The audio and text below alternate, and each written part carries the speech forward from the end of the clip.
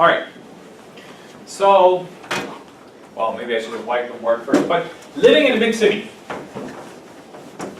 Okay, living in a big city. Let's brainstorm together, and then I want to hear you guys talk. Hopefully, the brainstorming would help each and every one of us do a better job. So, living in a big city, the question was, how do you feel about living in a big city? So, let's brainstorm together. Living in a big city, what are we talking about? So, big city versus small city, right? Yes. Or small town? Yes. Big city, small town? Or village, countryside, rural, urban, right? So, when we say big city versus small, usually town, right? Small town. Living in a big city or a small town. Rural areas or? Rural areas or? V means versus. Versus. Urban areas. So urban, rural. Rural life, urban life. Rural means? That's it. It's about life in the rural areas would be countryside, right? You know countryside? Countryside? If somebody lives in the country, somebody prefers to live in the country, does that mean France, Italy, Germany? No. Going to live in the country? Country music. Country music. Is country music like national anthem of the country? No. Country music comes from rural areas. Countryside. What's a countryside? Like villages, suburbs, places outside the city. Some people prefer to live in the country or in the countryside. Some people prefer to live in big cities, in urban areas. So we have rural areas and urban areas. Rural, everybody say rural. Rural. Rural. Rural. Rural. Rural. Yeah. Rural. Rural. Rural. Rural. Rural. Rural. Good. Rural. Rural. Rural. Rural. Very good. Rural areas and urban areas. Urban? Everybody say urban? Urban. Urban. Urban. Urban. Urban. Okay, so urban areas, rural areas. Fine. So first, let's go to the urban area should have been here. So, like, we have a small town. Let's put first of all, let's talk about the urban areas of big cities. In a big city. What happens in a big city? What do we have? Let's brainstorm. What do we have in a big city? Convenient. Huh? So by everything, because there are everything. There's everything in a big city? Okay, such as there's a variety of different, can I say the variety of different? Or there's a variety of? Oh, there is a variety of, there are a variety of. There is variety of something. There are a variety of what? I would say facilities. Yes? You know facilities? Oh, we have infrastructure and Facilities and amenities in big cities. Such as what? And remember, there are always two sides to it. Is everything about living in a big city good? No? Or yes? Everything about it is good? No. So there are Two sides. actually advantages and this. Now remember, for speaking, I told you there's something called concession. And the verb was to concede. Concede, concession. Now what is concession?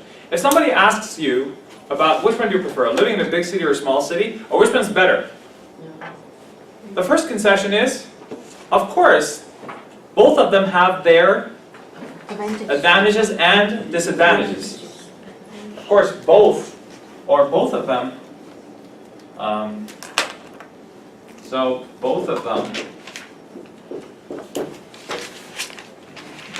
or both? Both. Both of them or both have their, yes, their advantages and disadvantages, right?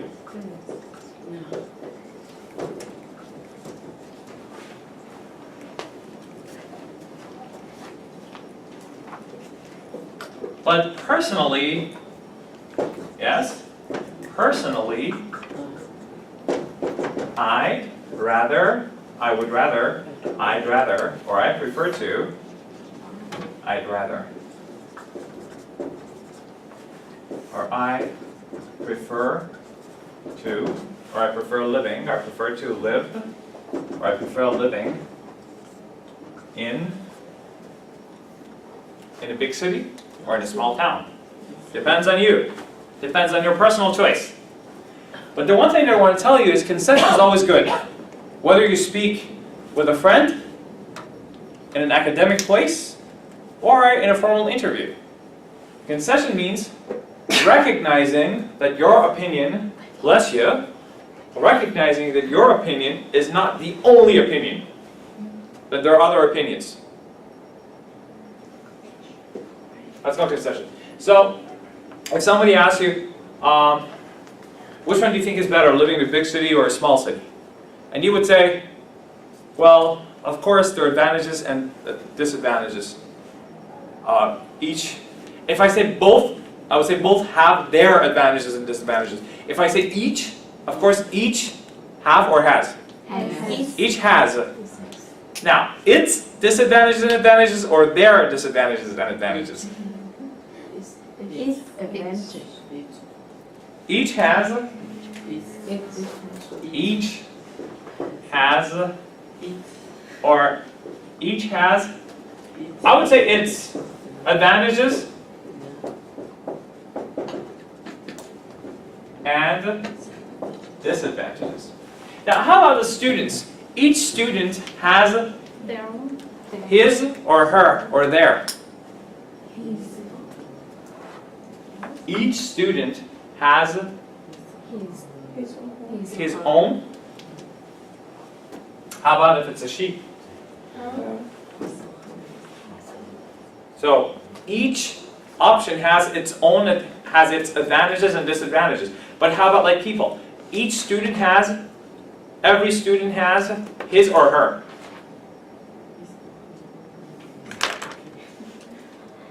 Nelly, There. what do you think? Each student has his or her.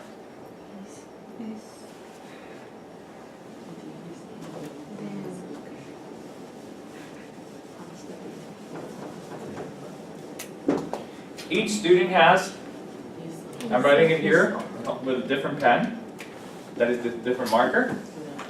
So I would say each student, or I can say every student has. Now, in the past, in the old times, it was his. Because, of course, each is singular, so we need to have a singular pronoun or a singular possessive adjective. So, each student has his own method of studying, style of studying. But then, they said the women became stronger and said, why his? Why not her? Because why do you say his for men and women? And then people backed off, men backed off and said, okay, his or her. Or his or her. And then some people made it even more complex. His and or her. And or, they would write it like this.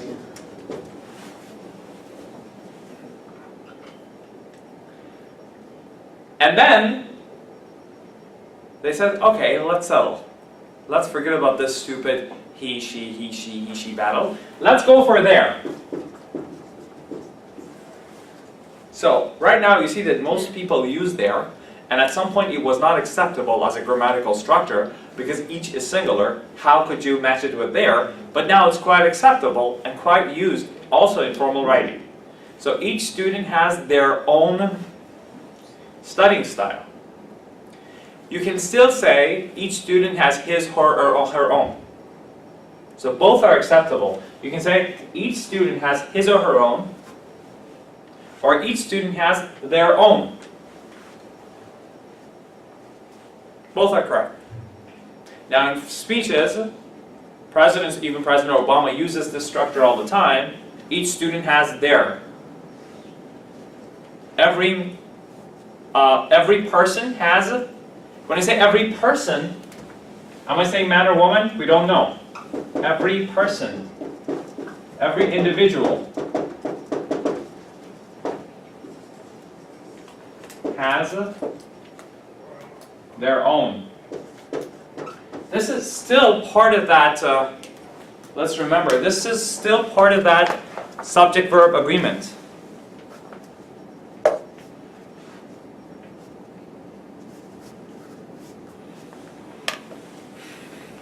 Part of that subject-verb agreement is this subject-verb agreement. Each has or have. Has. Then the pronoun or the possessive adjective should be his, her, or their. You can say his or her or their. So every student has, every person has their own opinion. Or every person has his or her own opinion. Both are correct. If we use their opinion, will have plural or singular? No. Because it's about the his or her. We just made it there because we want, here we just want to say it's both women and men, male, female, all inclusive. Always singular. Depends, no. I can have my books or my book. It depends on, we're going to say opinion or opinions. Each student has their own idea or ideas. Both. If I want to say one idea, I would say idea.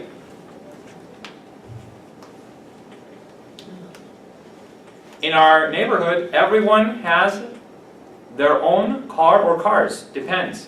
One car or two cars? How many cars do people have?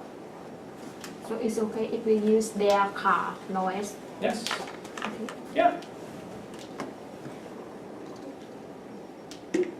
Okay. Every student should bring their own lunch. Every student should bring their own lunch.